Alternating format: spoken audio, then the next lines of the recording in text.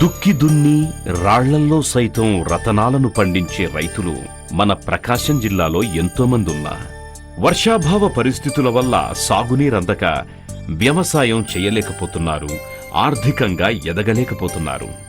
అలాంటి రైతుల కోసం నిజంగానే తమ భూముల్లో బంగారాన్ని పండించే అవకాశం కల్పిస్తోంది మన రాష్ట్ర ప్రభుత్వం.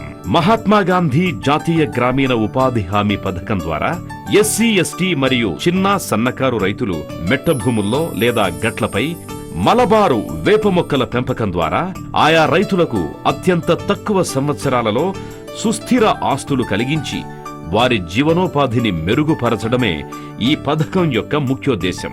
ఎవరైతే మహాత్మాగాంధీ జాతీయ గ్రామీణ ఉపాధి హామీ పథకంలో 100 రోజులు పనిచేసి జాబ్ కార్డు కలిగి ఉంటారో అటువంటి కూలీలు, వారి కుటుంబ సభ్యులు మాత్రమే ఈ పథకంలో లబ్ధి పొందడానికి అర్హులు. మలబారు వేప మొక్కలు ఎర్ర నేలలు, నల్ల నేలలు, ఒండ్రుమట్టి నేలలు, ఇసుక నేలలు, గరప నేలల్లో బాగా పెరిగి మంచి కలప దిగుబడినిస్తాయి.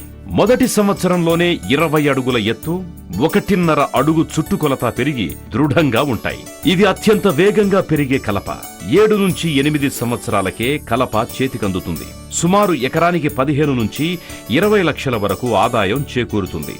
మలబారు వేప మొక్కలు ఒకసారి నాటినట్లయితే 25 నుంచి 30 సంవత్సరాల వరకు దిగుబడిని అందిస్తాయి. మలబారు వేప కలపను ఇళ్లల్లో wood flooring, ceiling, interior decoration వంటి ఎన్నో వాటికి ఉపయోగిస్తారు. కాబట్టి దీనిని సాగు చేసిన ప్రతి సన్నకారు రైతు తక్కువ సంవత్సరాల్లోనే అధిక లాభాన్ని పొంది వారి జీవనోపాధిని పెంపొందించుకోవాలన్నదే ప్రభుత్వం యొక్క ముఖ్య లక్ష్యం. ఇప్పటి వరకు సుమారు 7,000 ఎకరాల్లో 5,000 మంది ఎస్సీ, ఎస్టీ మరియు చిన్న సన్నకారు రైతులు ఈ మలబారు వేప మొక్కల్ని సాగు చేసి ఎంతో లబ్ధి పొందారనడంలో అతిశయోక్తి లేదు.